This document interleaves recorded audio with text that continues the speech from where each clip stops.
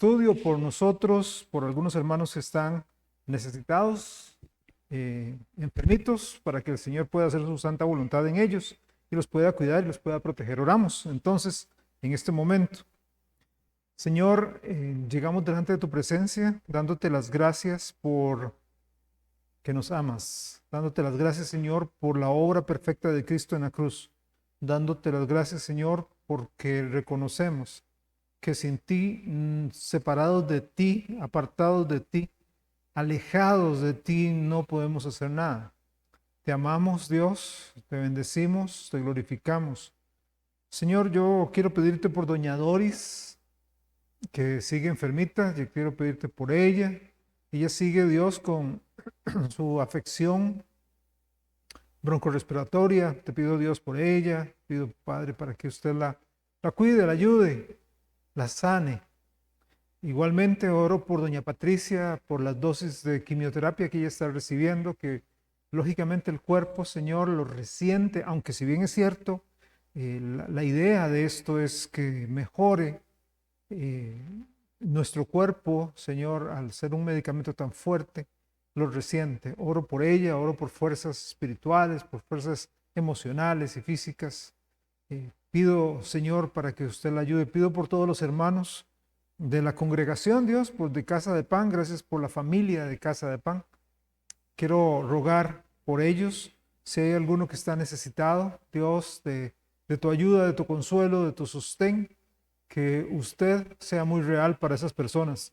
Mueve, Dios, mueve tu espíritu en medio de nosotros.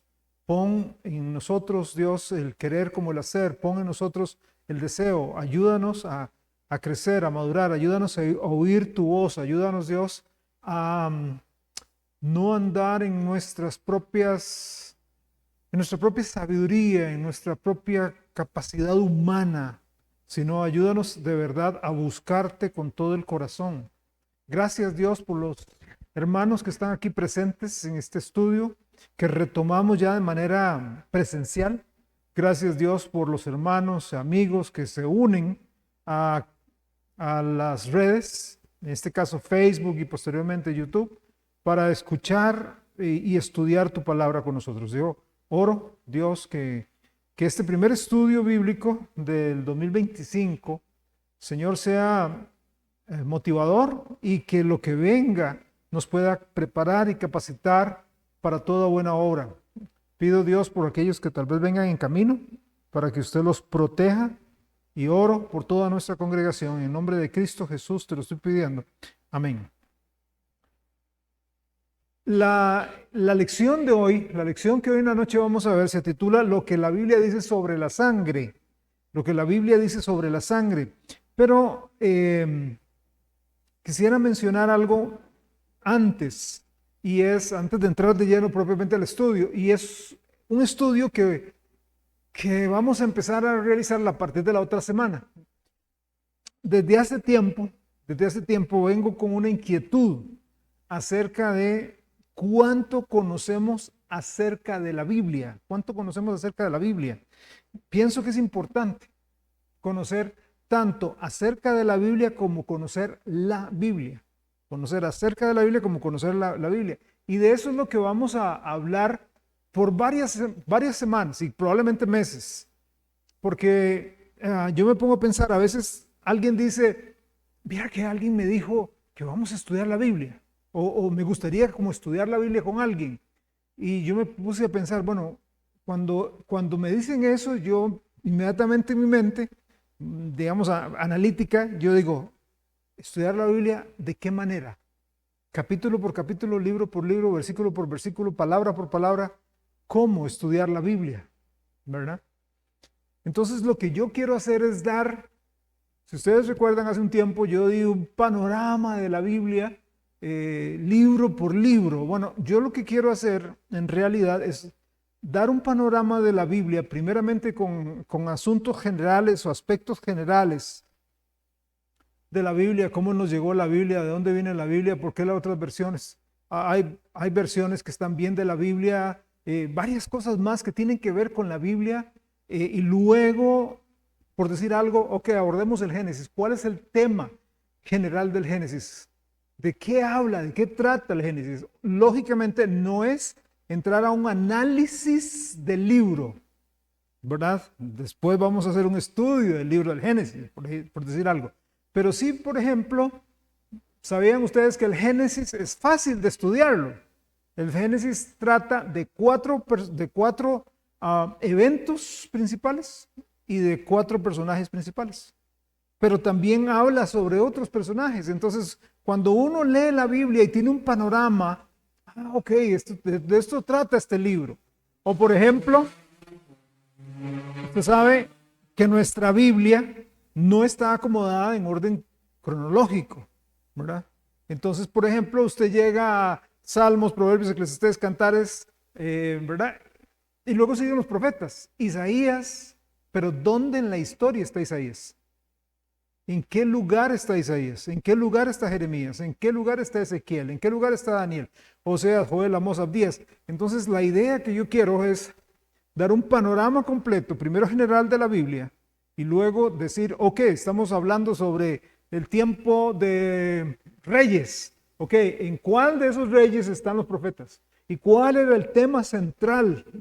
Para que cuando usted llegue a Isaías, que son 66 capítulos, usted tenga una visión panorámica y ya pueda escribir incluso en al inicio del libro, este libro trata sobre esto y le sea más fácil cuando uno está leyendo la Biblia. Pero a partir, si Dios lo permite y nos da vida, vamos a empezar eso la otra semana. Hoy, como dije, vamos a hablar sobre lo que dice la Biblia sobre la sangre, sobre lo que dice la Biblia sobre la sangre. La palabra sangre tiene un significado profundo en la Biblia. Desde la creación, desde el libro del Génesis hasta la revelación final en el Apocalipsis, la sangre juega un papel crucial en la teología y en la historia bíblica. Vamos a explorar la frecuencia con la que aparece la palabra. O sea, es una palabra tan importante que Dios la ha mantenido a través de las edades y vamos a ver cuántas veces cree usted que aparece la palabra sangre en la Biblia. Sangre. Vamos a hablar sobre eso más adelante. Vamos a tratar de examinar un poco su significado, su relevancia en diferentes contextos. Cada ser humano requiere sangre para vivir, ¿ok?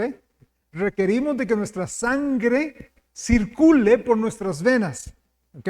La sangre es imprescindible para la vida física. Bueno, de igual manera la sangre es imprescindible, no se puede separar de la vida espiritual. No podemos separar la sangre, y cuando me refiero a la sangre estoy refiriéndome a la sangre de Cristo. No podemos separar la sangre de Cristo de una vida espiritual, de que nosotros tengamos vida espiritualmente. Si no se aplica la sangre de Cristo al individuo, no hay esperanza para el ser humano. No hay esperanza, no hay religión que salve, no hay obra que salve, no hay rito, no hay ceremonia que salve, no hay. Entonces vamos a ver varios enfoques. Primero vamos a ver la sangre en el Antiguo Testamento. Eso es lo primero que vamos a ver. La sangre en el Antiguo Testamento. Ahí, en el Antiguo Testamento, la sangre se presenta como un símbolo de vida. Un símbolo de vida, ¿ok? Por cierto, hay un versículo en Levítico, no vamos a entrar de lleno a eso, pero hay un versículo en Levítico que los testigos de Jehová utilizan mal, donde dice, ¿verdad? La vida en la sangre está, entonces por eso ellos no creen en transfusiones de sangre.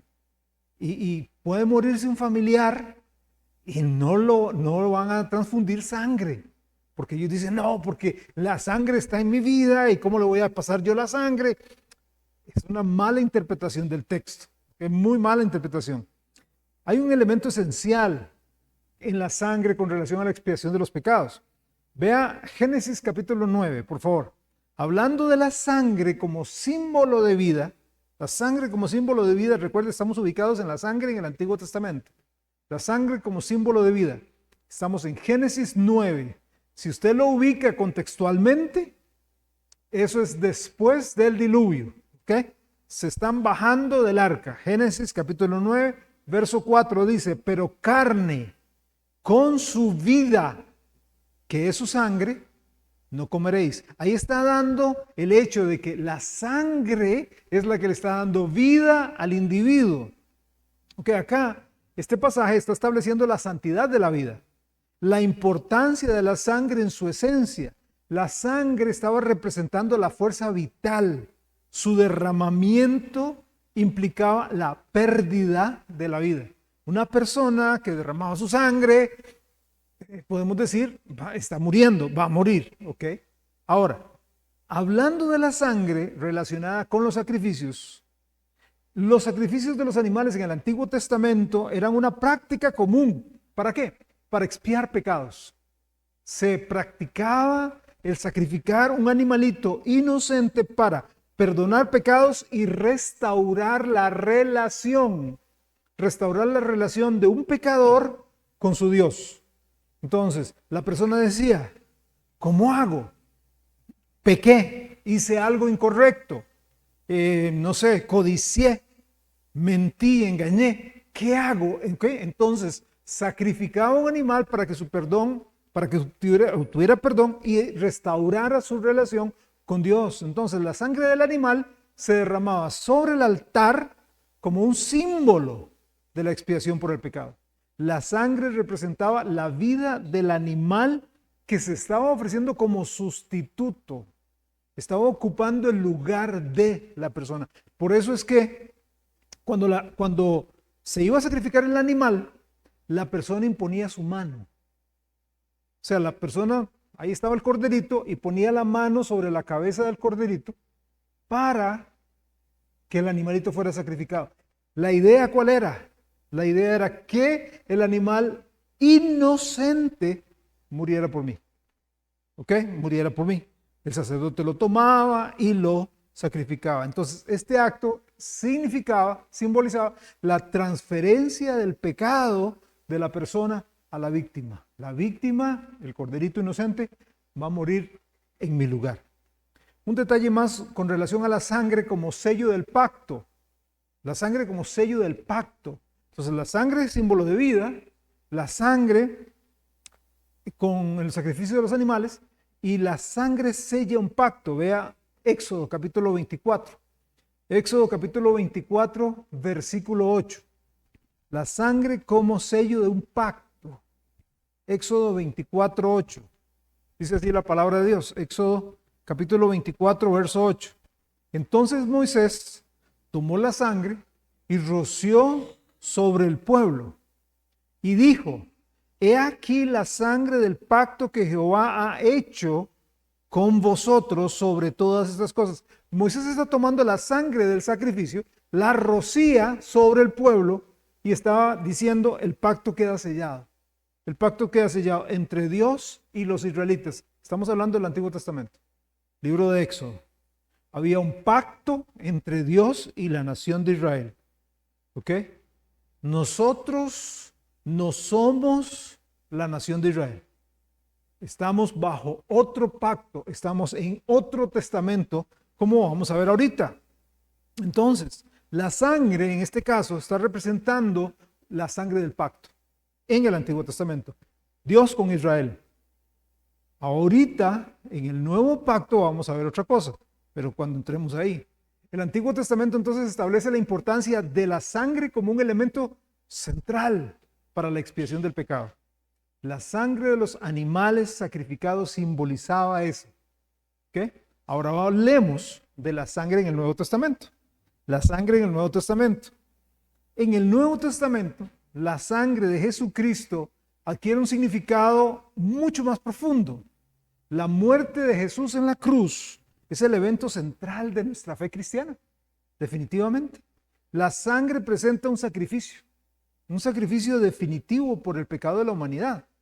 La sangre de Jesucristo nos logra la expiación por el pecado. Logra la expiación por el pecado. Hebreos 9:22. Vamos a Hebreos capítulo 9, versículo 22.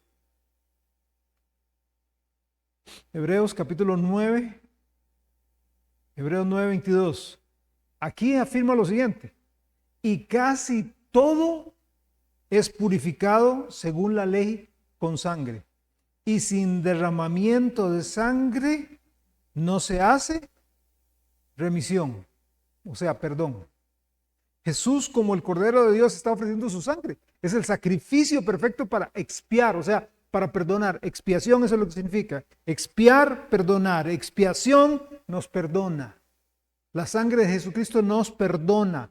Perdona, expía los pecados de la humanidad.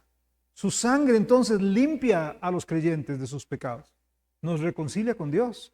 La sangre de Jesús también es una fuente de redención. ¿Qué es redención? Vamos a ver, ¿qué es redención? Cuando se habla en la Biblia de redención, son redimidos. ¿Qué quiere decir eso? ¿Qué es redención? Pagó la deuda. Y por pagar la deuda, ¿cuál es nuestra condición ahora? Libres. Antes éramos esclavos. Esclavos de Satanás. Porque a veces nosotros como que esa palabra esclavo no nos gusta mucho. Entonces decimos, sí, esclavo de Satanás y ahora soy libre. No, no exactamente. No exactamente. Yo antes era esclavo de Satanás. Jesús paga mi precio, el precio. Soy libre, pero a la vez me convierto en esclavo de Jesucristo. Esclavo de Jesucristo. Ok, veamos Colosenses, capítulo 1, versículo 14. Colosenses 1:14. Ahí en Colosenses 1:14 dice, Colosenses 1:14 dice, en quien tenemos redención, o sea, en quien tenemos libertad. Redención y libertad. En quien tenemos redención, libertad, por su sangre, el perdón de pecados. La sangre de Cristo no solamente expía, o sea, no solamente perdona los pecados, sino que también nos redime, nos da libertad de la esclavitud del pecado. Ya no tenemos que pecar, pecamos ahora. Siendo cristianos, pecamos porque queremos. Pecamos porque nos sentimos atraídos fuertemente. Pecado a veces porque estamos proveyendo mucho para la carne y poco para el espíritu. Estamos en una lucha. Es una lucha. Como dije el domingo en el sermón, una guerra civil. Todos los días hay una guerra civil entre nosotros, ¿no es cierto? ¿Verdad? No es ahora el norte contra el sur, ¿verdad? Los esclavistas contra los no esclavistas, no, o la guerra que hubo aquí en 1856, la guerra civil. No. Es la carne contra el espíritu. Y ahí está. Pero la sangre de Cristo nos expía, nos perdona y nos liberta. Ya no tenemos que estar bajo el yugo de la esclavitud. Pero no solo eso. Recuerda que yo dije que en el Antiguo Testamento la sangre se lleva un pacto. ¿Un pacto entre quién? Dios con Israel. Ahora veamos Mateo 26:28. Mateo 26:28. Porque la sangre ahora de Cristo sella un pacto diferente. Mateo 26:28. ¿Qué dice? Porque esto es mi sangre del nuevo pacto, que por vosotros es derramada para remisión, o sea, para perdón de los pecados. Entonces la sangre de Jesucristo está sellando el pacto nuevo, el nuevo pacto entre Dios y la humanidad. Ya no estamos obligados al viejo pacto, ahora estamos en el nuevo pacto. Por eso hay que tener mucho cuidado con algunos hermanos. Algunos no son creyentes, otros sí son creyentes, pero están siendo mal informados, que están con un montón de prácticas del viejo pacto.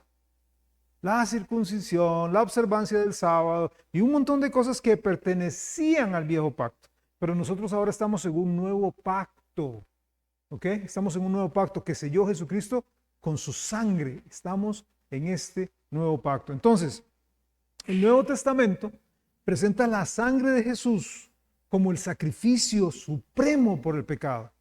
La sangre de Él limpia, la sangre de Él redime, la sangre de Él reconcilia a la humanidad con Dios.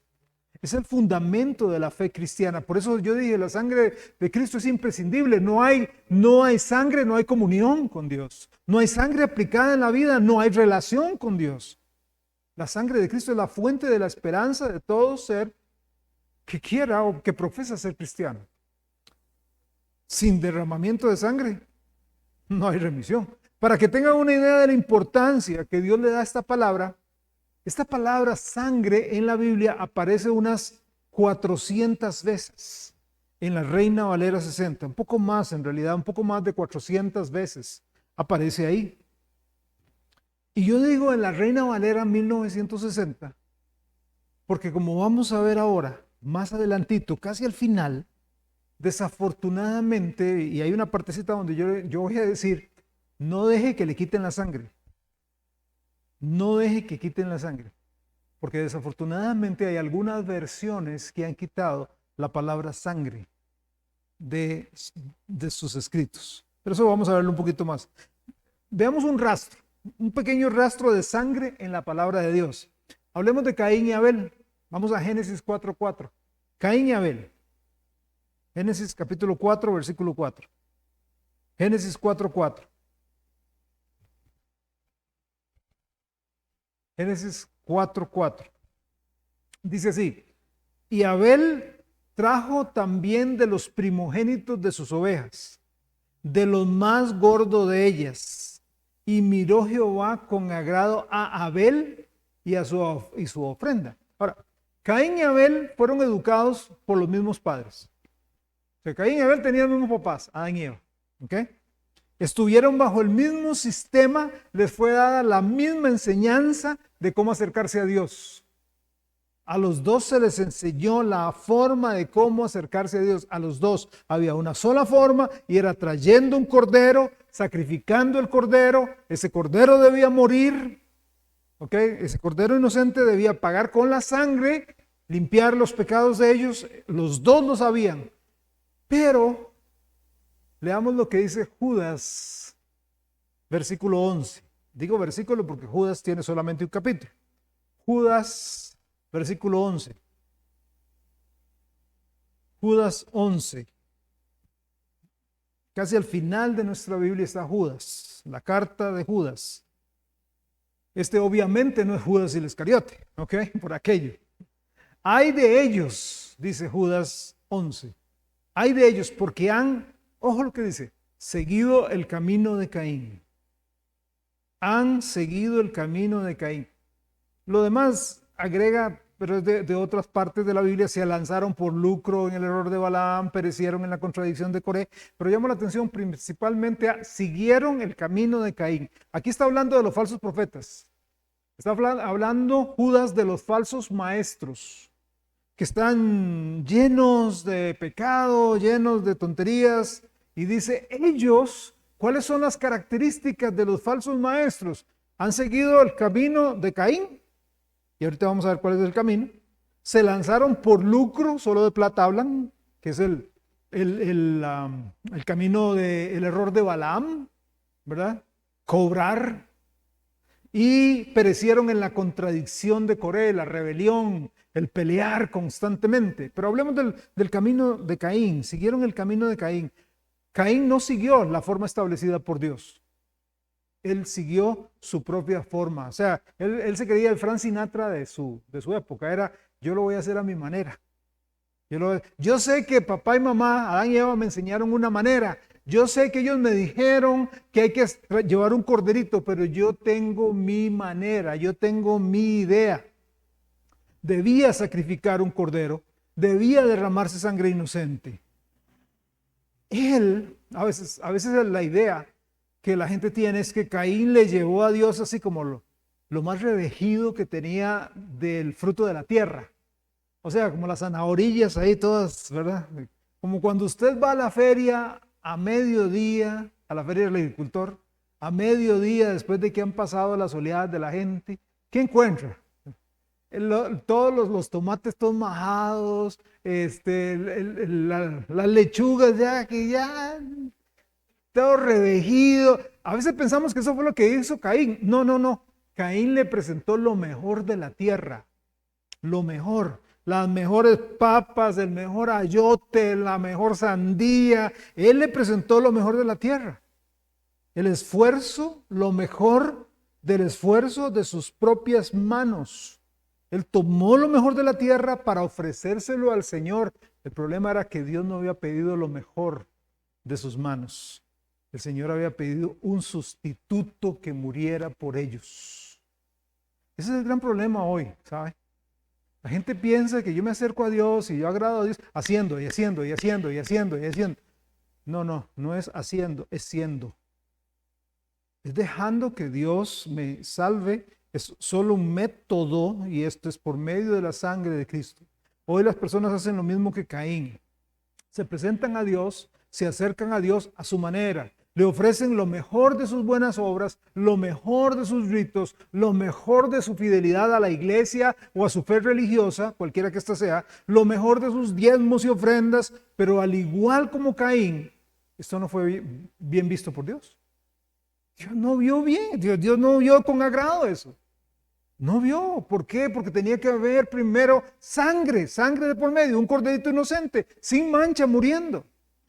Era importante este acto. Ahora, toma en cuenta lo siguiente.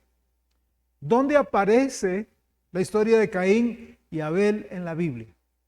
En Génesis, pero ¿en qué capítulo? 4. Génesis capítulo 4. ¿Qué pasó en Génesis capítulo 3? La caída del hombre. Y cuando el hombre cae, ¿qué hace Dios con la serpiente, con Eva y con la serpiente, con Eva, con Adán y con la tierra?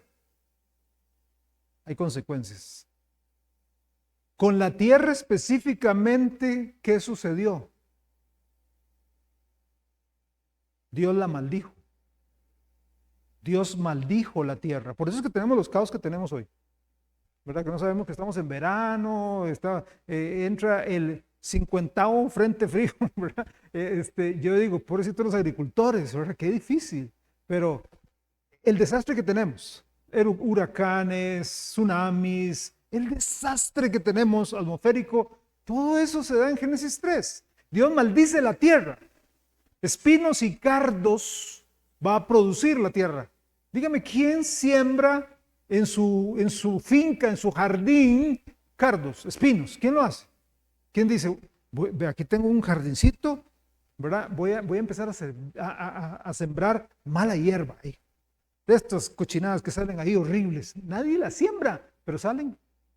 La misma tierra las produce. Salen ahí semillitas y se esparcen. Y ustedes dicen, ¿quién trajo estas semillas? Bueno, así es, la tierra las produce. Ok, y de esa tierra Caín está sacando lo mejor de ella. O sea, está sacando lo mejor de una tierra maldita. Y se lo está ofreciendo a Dios. Y Dios está diciendo, esa no es la forma. Esa no es la manera. Era importante ese acto de un cordero que tenía que morir inocente, porque ese cordero estaba representando, tipificando, ejemplificando ¿a quién? A Cristo, el Cordero de Dios que vendría al mundo a quitar el pecado. Pero Caín hizo lo que él quiso. Por eso Dios no vio, no fue capricho. Hay gente que entiende mal las cosas. Ese día Dios estaba de malas, entonces vio a Abelito y le cayó bien a Abelito. Ay, Abelito, qué lindo.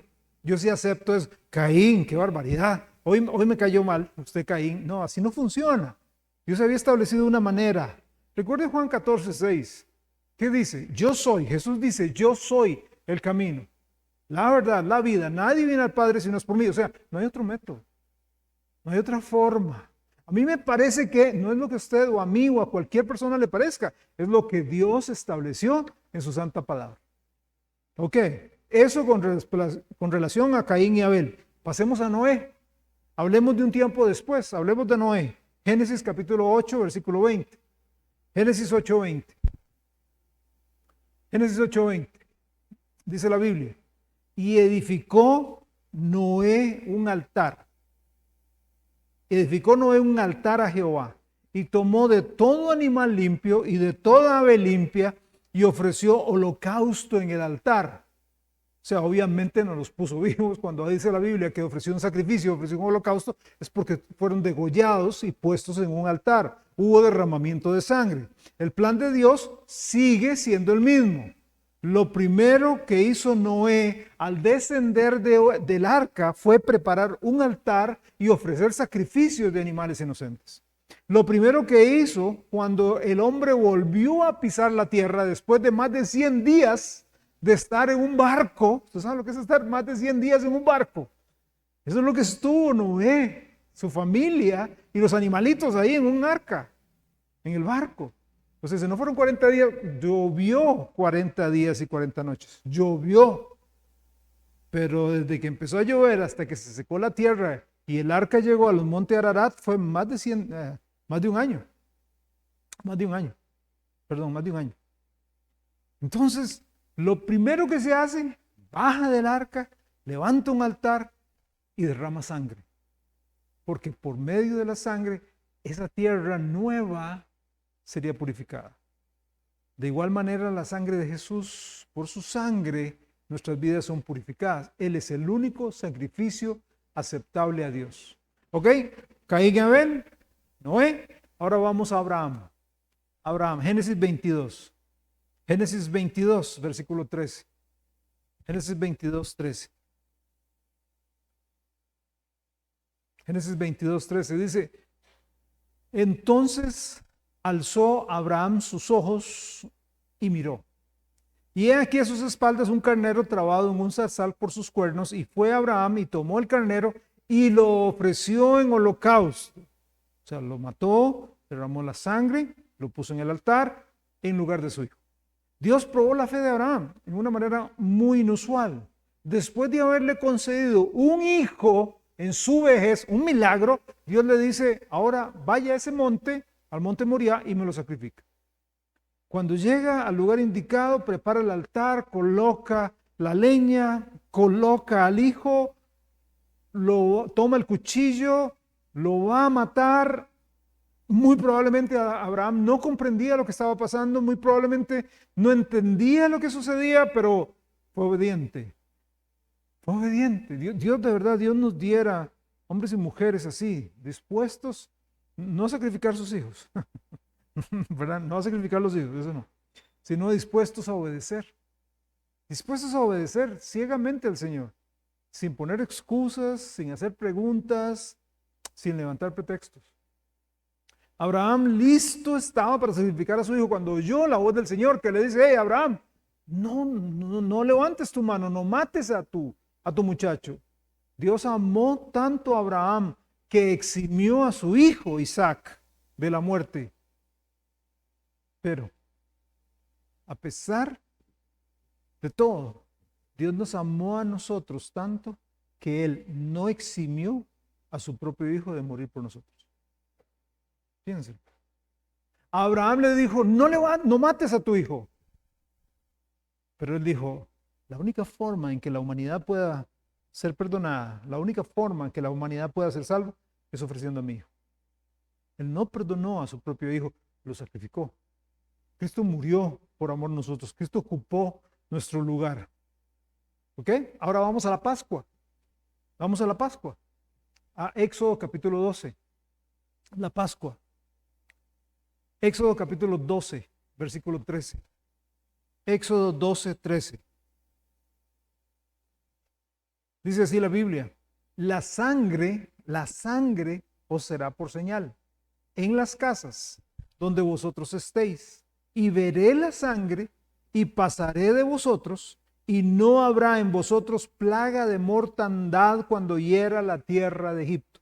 La Biblia no dice aquí cuando vea tus buenas obras, cuando vea tus oraciones, cuando vea tus caridades, cuando vea tus ayunos, cuando vea tus sacrificios, cuando vea tu religiosidad. Nada de eso dice aquí. Dice, cuando vea la sangre pasaré de largo. Cuando vea la sangre no habrá juicio sobre la casa donde sea aplicada esa sangre. Todos nosotros como seres humanos tenemos el juicio de Dios pendiente. Pero la sangre de Cristo nos exime de ese juicio. La sangre de Cristo nos perdona de ese juicio. Cuando el ángel de la muerte pasó por la tierra de Gosén, muchos perecieron. Solamente fueron guardados aquellos donde la sangre había sido aplicada. Tarde o temprano la muerte tocará a nuestra puerta. Puede ser en un año, puede ser en 10 o puede ser en 40. Pero tarde o temprano va a tocar. La muerte va a tocar y nos eximirá del juicio. No cuánto vinimos a la iglesia, ni si fui un predicador, o si enseñé en la Biblia, o si me porté bien, o si guardé los 10 mandamientos. No, es lo que me eximirá a mí del juicio, es la sangre. La sangre de Cristo aplicada en mí. Ahora yo le pregunto, es mi deber. ¿Tiene usted en su vida aplicadas ya la sangre de Cristo? En determinado momento usted llegó a entender de que era un pecador y que solamente en Cristo estaba la única opción de salvarse. Y usted llegó a decir, yo no puedo, yo me entrego a Él. ¿Ha llegado usted a esa convicción? Hay evidencia clara de que usted, si yo levanté la mano, eso no es evidencia. Mira que yo pasé al frente, eso no es evidencia. Hay evidencia, hay fruto que abunda en su vida, está protegido por la sangre. Eso es exactamente lo que Dios va a buscar en nosotros cuando comparezcamos ante su presencia. ¿Tienen la sangre o no la tiene? Ve el versículo 11, siempre en Éxodo 12, otra verdad que podemos extraer acá. Éxodo 12, 11 dice, y lo comeréis así, ceñidos vuestros lomos. Está hablando del cordero, ¿verdad? Había que sacrificarlo, tomar la sangre, aplicarla, pero hablando dice, comeréis así, o sea, comeréis al cordero, ceñidos vuestros lomos, vuestro calzado en vuestros pies, vuestro bordón en vuestra mano, lo comeréis apresuradamente, es la Pascua de Jehová. Hermanos, necesitamos alimentarnos de Cristo. Cristo es el cordero pascual, pero necesitamos comer a Cristo todos los días. Necesitamos. Vea, cuando nosotros andamos en este mundo debilita a cualquiera. En la calle, en el taller, en la oficina, en la fábrica, en la empresa, en el hospital, en la calle nos rodeamos de gente que no conoce al Señor, que constantemente están dándonos sus puntos de vista, sus filosofías, sus ideas, sus conceptos en los programas de televisión, en la radio, en las canciones, con lo que hablan. Todo eso entra y nos debilita, nos va debilitando, va robando nuestras fuerzas espirituales. Nos hablan de sus diversiones mundanales, nos hablan de sus pensamientos humanistas, nos hablan de sus filosofías paganas. Poco a poco eso nos va afectando. Por eso es que todos los días debemos comer el pan del cielo. Por eso es que todos los días tenemos que comer al cordero. Todos los días debemos comerlo. Porque si no comemos las cosas espirituales, las cosas carnales van a llegar a dominarnos. Van a llegar a dominarnos tarde o temprano. Por eso es que tenemos muchos cristianos débiles con filosofías y conceptos totalmente humanistas. Esto se soluciona de la siguiente manera. ¿Dónde está eso en la Biblia? No, eso fue lo que me dijeron. Es el mismo patrón de comportamiento que mis papás siguieron. Yo también lo estoy siguiendo. ¿Es bíblico? ¿Es bíblico? Hermanos, tenemos la necesidad todos los días de buscar la palabra de Dios, de buscar nuestro alimento espiritual. Tenemos la necesidad todos los días de buscar el rostro de Dios en oración, agradar al Señor, ser fuertes espiritualmente. Hablemos ahora de otro. Ya hemos hablado de Caín, Abel, de Noé, de Abraham, etc. Ahora hablemos del sacerdote, del sumo sacerdote. Vamos a Éxodo 29, versículo 16. Hablemos del sumo sacerdote. Éxodo 29, 16. Éxodo 29, 16. Dice así, Éxodo 29, 16. Y matarás al carnero, y con su sangre rociarás sobre el altar alrededor. Ok, ven el cuadro.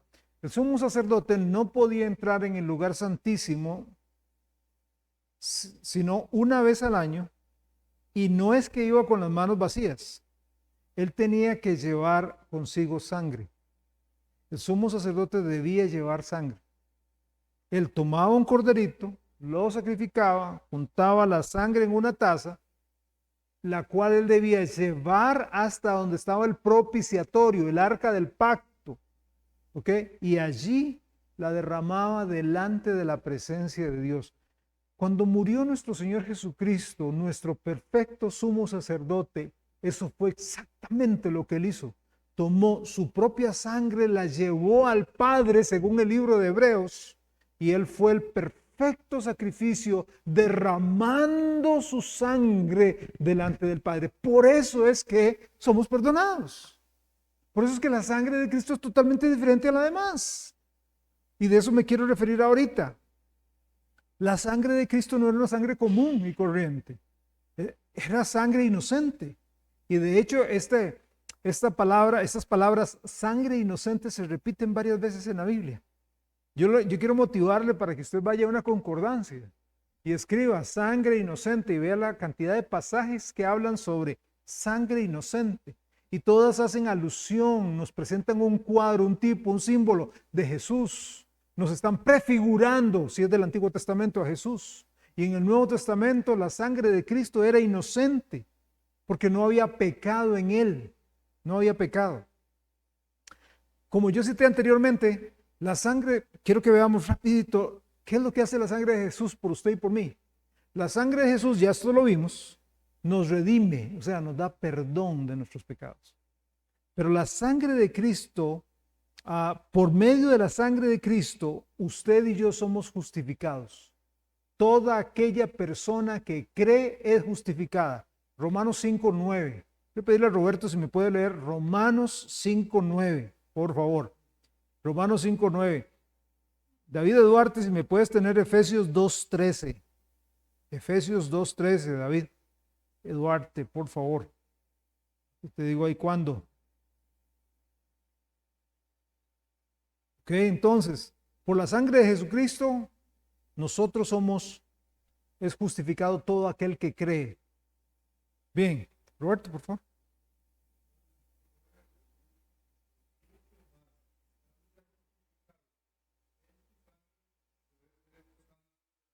Entonces, usted va a ser salvo de la ira, porque es justificado, porque la sangre fue derramada. Ok, y por la sangre de Jesús, nosotros antes estábamos lejos, pero ahora estamos cerca. Por la sangre de Cristo, ahora estamos cerca. Efesios 2:13, David.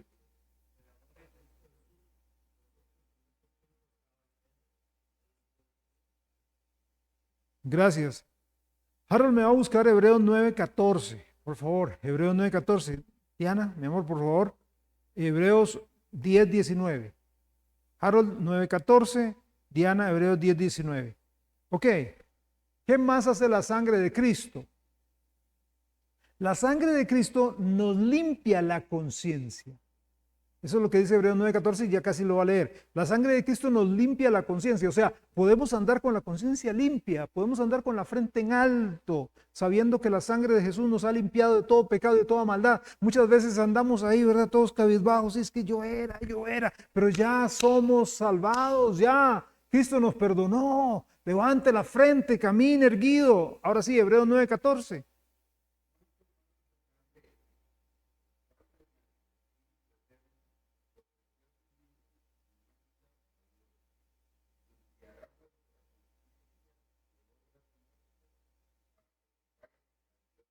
Ya, el Señor limpia nuestras mentes, conciencias de obras muertas y podemos servir a Dios con ganas. Damaris, téngame por ahí a Hebreos 13:12, por favor. Hermana, Hebreos 13:12. La sangre de Cristo nos, nos provee la libertad. ¿Para qué? Nos provee la libertad para entrar a la presencia de Dios. Antes no podíamos, pero ahora por medio de la sangre podemos tener esa libertad. Diana, por favor.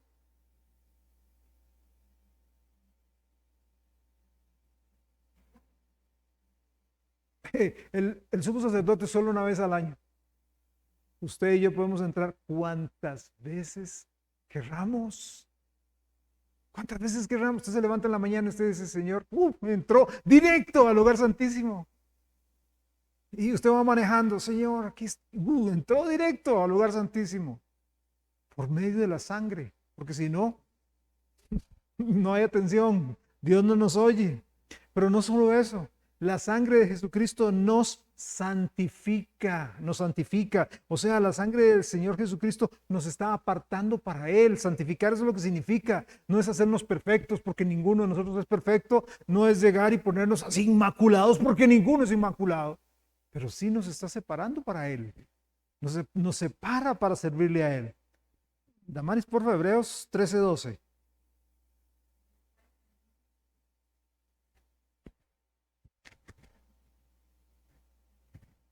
Ok, por su propia sangre. Colosenses 2:13, Nitsi, por ahí téngamelo por favor. Claudio, si me puede tener por ahí Apocalipsis 1:5. Apocalipsis 1:5, Nitsi, Colosenses 2:13. Bueno, entonces hemos visto varias cosas que la sangre de Jesucristo hace, pero vea, la sangre de Cristo nos limpia de todo pecado. Ay, es que usted no sabe lo que yo hice, pastor. Todo pecado. Todo pecado. Usted no sabe lo que salió de mi boca. Todo pecado. Usted no sabe lo que está en mente. Todo pecado. Usted no sabe lo que está en manos. Todo pecado. Nietzsche, Colosenses 2:13.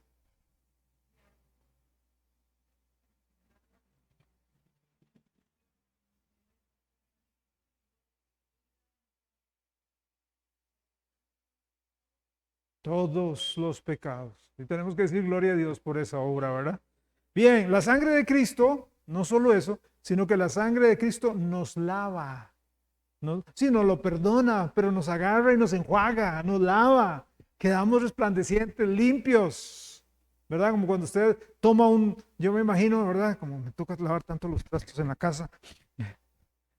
Cuando ve usted ahí una olla toda grasiente y usted dice, no, aquí, ¿verdad? Le da y le da, hasta que ya, usted le pasa el dedito y no siente nada de grasa, no siente nada limpio. Bueno, así es su vida, entiéndalo, en la sangre de Cristo, así es su vida, no hay nada, está resplandeciente de limpio. Apocalipsis 1:5.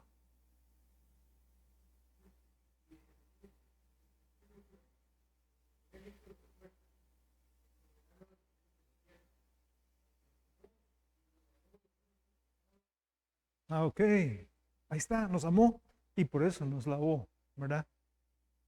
Y pueden preguntarle a mi esposa, yo lavo trastes, cualquier cosa. ¿Verdad que sí? A veces. Y uno más. Quiero pedir a David, allá atrás, Apocalipsis 12:11. Apocalipsis 12:11. Hay más cosas que podemos hablar de lo que la sangre de Cristo su Hijo. Pero yo quiero que veamos que por medio de la sangre de Jesús, nosotros podemos vencer al enemigo. Por medio de la sangre de Jesús, podemos vencer al enemigo. Ay.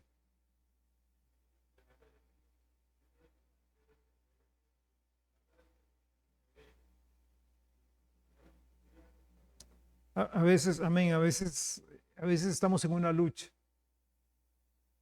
Tentaciones fuertes, atracción del mundo, seducciones, y no echamos mano a eso. No echamos mano, Señor, que tu sangre me dé la victoria. Jesús, esa sangre que derramaste en la cruz, que hizo que los demonios temblaran, límpiame con tu sangre. No permitas que caiga, no permitas. Ahora, hablemos de un par de cositas antes de concluir. Primero, veamos la sangre en la vida cristiana. La sangre en la vida cristiana. Vamos a Levítico. Levítico capítulo 8. La sangre en la vida cristiana. Vamos a ver una cuestión del Antiguo Testamento, del Nuevo Pacto. Vamos a ver la parte devocional. La parte existió, eso ellos lo hacían, tiene su parte doctrinal, ¿ok? Pero vamos a ver la parte práctica, la aplicación para usted y para mí. Levítico capítulo 8, versículos 22 y 23, dice así: después hizo que trajeran el otro carnero, el carnero de las consagraciones, y Aarón y sus hijos pusieron sus manos sobre la cabeza del carnero y lo degolló, ojo acá, y tomó Moisés de la sangre, ¿ok? Vea el cuadro. Moisés lo degüella, toma sangre y dice, y la puso sobre el lóbulo, esta partecita, ¿verdad? Donde va ahí. Yo iba a decir donde va el arete, pero es que a veces ponen arete por todo lado, ¿verdad? Pues aquí, en este gordito, el lóbulo de la oreja derecha de Aarón, sobre el dedo pulgar de su mano derecha y sobre el dedo pulgar de su pie derecho. Ok, recuerde que el Señor Jesucristo, usted dice, ¿y eso de a mí qué me sirve? Vea, recuerde que el Señor Jesucristo dice, tanto en Pedro como en Apocalipsis, que Él nos hizo reyes y sacerdotes. Nos hizo reyes para que reinemos. O sea, aquella idea que el Señor le dio a Adán y a Eva de sojuzgar la tierra, no ha parado. Lo que pasa es que nos hemos echado para atrás. Los creyentes hemos dado un paso para atrás y hemos dejado que los inconversos manejen el mundo. Pero somos nosotros. Dios nos dio la labor de gobernar la tierra. Somos reyes, ¿ok? Y somos sacerdotes. Somos sacerdotes, somos ministros. Somos ministros. Ok, ahora sí, veamos la aplicación para nosotros. La sangre en el lóbulo derecho. Vea, es por medio de la sangre de Jesucristo. Si no hay sangre aplicada a su oído, usted no entiende la Biblia. Usted no entiende, usted la puede oír y la puede oír y es como oír Desiderata. ¿Se acuerda de Desiderata? Camina plácido entre el ruido y la prisa y qué bonito ese pensamiento. Hay mucha gente que piensa así de la Biblia, qué bonito ese pensamiento, pero no puede asimilar la palabra de Dios, no puede entender lo espiritual, porque lea conmigo 1 Corintios 2:14, véalo. 1 Corintios capítulo 2, verso 14. El hombre natural, o sea, el hombre sin Cristo, el hombre que no ha nacido de nuevo, no percibe las cosas que son del Espíritu de Dios, porque para él son locura. Y no las puede entender porque se han de discernir espiritualmente. Por eso, hermano, no pierda tiempo tratando de explicarle a alguien cosas de la Biblia. Voy a tratar de explicarle a esta persona. Hable sobre Cristo, hable sobre la salvación. Hable sobre la salvación porque una persona sin Cristo no entiende nada espiritualmente. No entiende por qué usted viene hoy. No entiende por qué usted viene el domingo. No entiende por qué usted sirve al Señor. ¡Ay, qué tontos! No entiende por qué damos dinero a la obra de Dios. No entiende por qué perdonamos y amamos hasta nuestro... No lo entiende. Vénguese. No comprende lo que significa ir una milla más. No lo entiende. No lo comprende. Eso. Muy bien. Gracias, Roberto. Así es. Ok. Lóbulo derecho. Necesitamos entender. Debe ser aplicada para que yo pueda oír y captar la palabra de Dios. Luego, del lóbulo derecho, ¿a dónde más? Pulgar de la mano derecha. Todos nosotros debemos trabajar para Dios. Todos. Pero para que esto pueda ser bien visto por el Señor, primero debemos haber aceptado a Cristo. Hay tanta gente que trabaja para Dios, pero no cuenta. Hay gente que se despoja de sus bienes, se los da a los pobres, ayuda entre los leprosos, da casi su vida. ¿Cuenta? No cuenta. La sangre tiene que ser aplicada primero al dedo pulgar. La sangre tiene que ser para que el sacrificio, para que el trabajo cuente. Usted tiene que ser limpio por la sangre. Sus manos, sus obras, lo que trabaja, habla sobre sus obras. Primeramente tiene que usted ser perdonado para que sus obras cuenten, porque si no, no cuentan. Y luego, por último, el pulgar del pie derecho. Eso me habla de mí de un andar con Dios. Cuando Adán y Eva pecaron, su relación con Dios fue cortada. El andar con Dios fue obstaculizado. Es por eso que el hombre, por su propia voluntad, no puede caminar con Dios.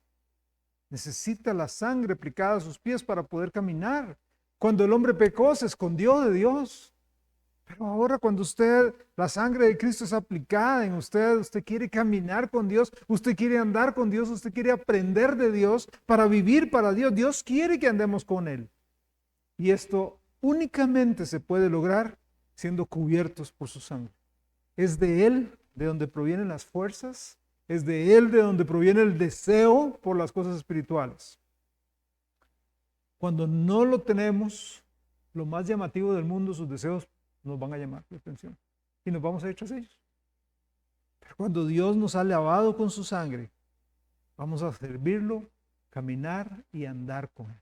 Ahora, en última instancia, lo mencioné al principio ahí casi y quiero aclararlo ahorita. No deje que nadie le quite la sangre de la Biblia. Han llegado algunas personas, algunos estudiosos y algunas personas modernistas a afectar este concepto. Entonces dicen, es que esto de la sangre suena tan feo, suena tan...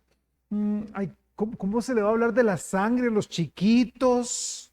Entonces no hay que hablarle de la sangre a los chiquitos. Pero imagínense la cantidad de chiquitos a través de la historia de Israel que oían sobre la sangre y que veían la sangre. O sea, y no los afectó psicológicamente. Eso es un ardid del diablo. ¿A qué voy directamente con esto? Cuide la versión que usted utiliza. ¿Ok? Voy a leerle Colosenses 1:14 en varias versiones. Y usted me va a decir en qué cambian. Colosenses 1:14 en la Reina Valera 60.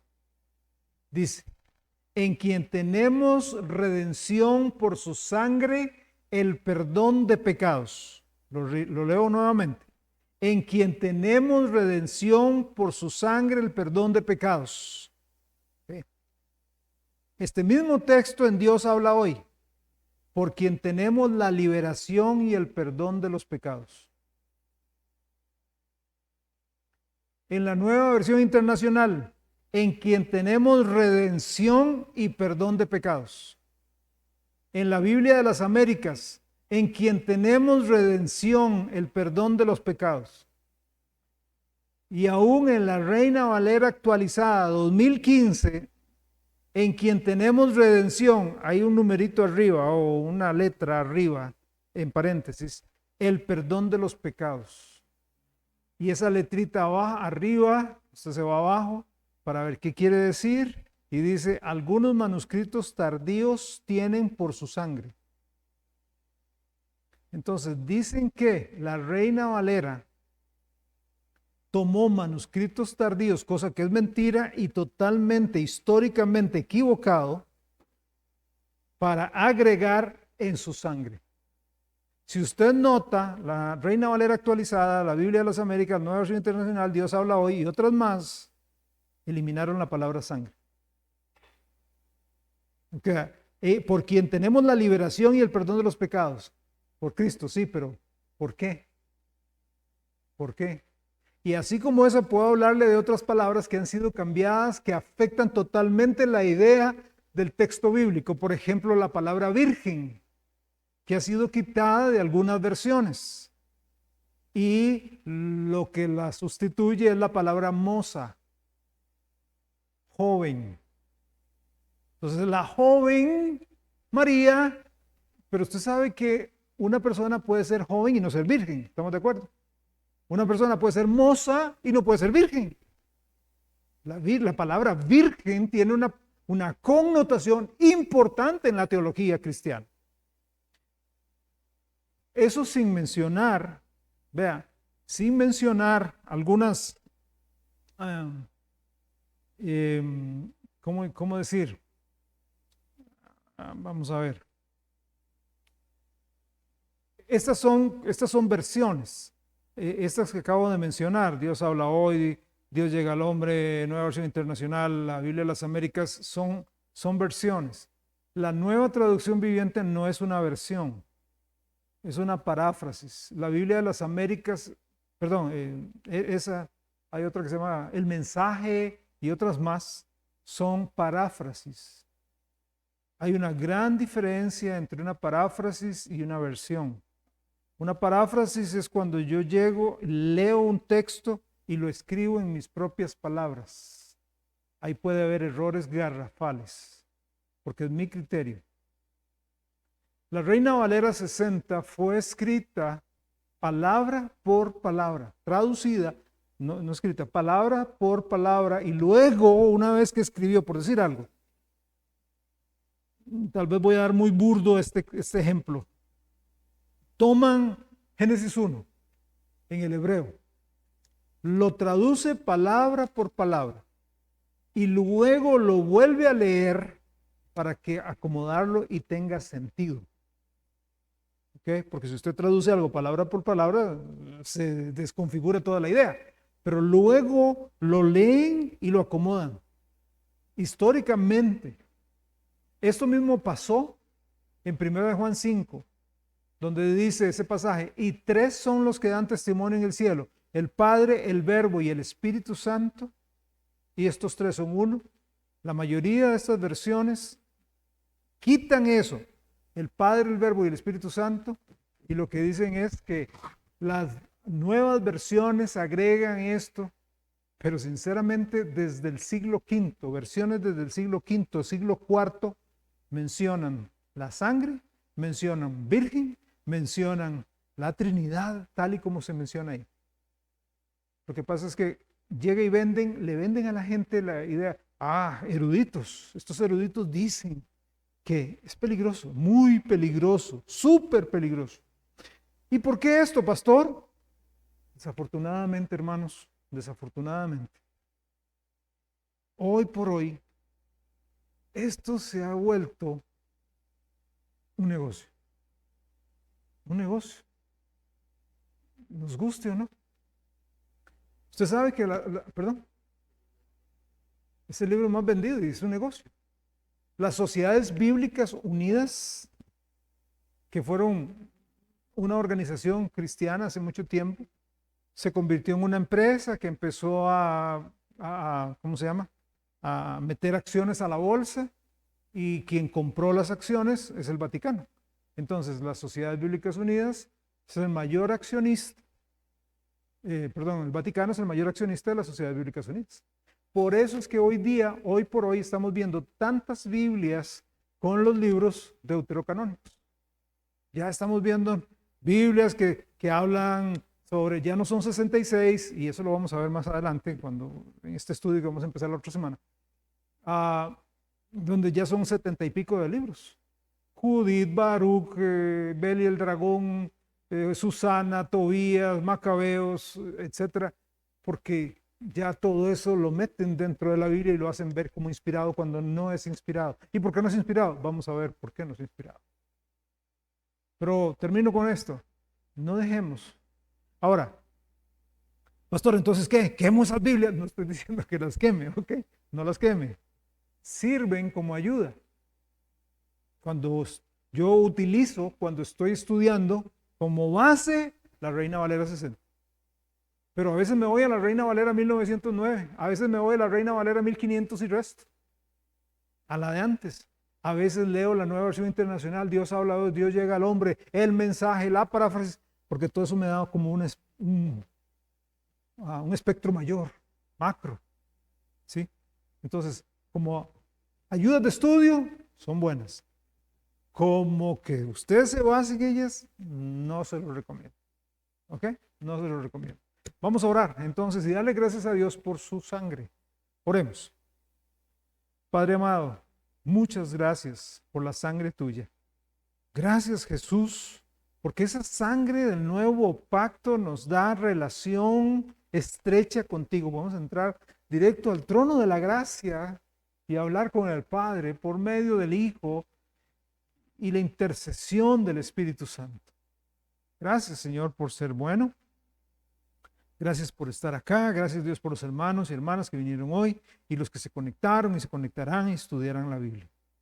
Cuídenos Dios y ayúdenos a amar su sangre. Gracias por su sangre. Gracias por haber muerto por nosotros, Jesús, sin merecerlo. Que tengamos un ratito de compañerismo ahora y posteriormente llévanos a casa en paz. En el nombre de Cristo, nuestro Señor y Salvador, oramos. Amén. Que Dios les bendiga, hermanos, grandemente. Que descansen.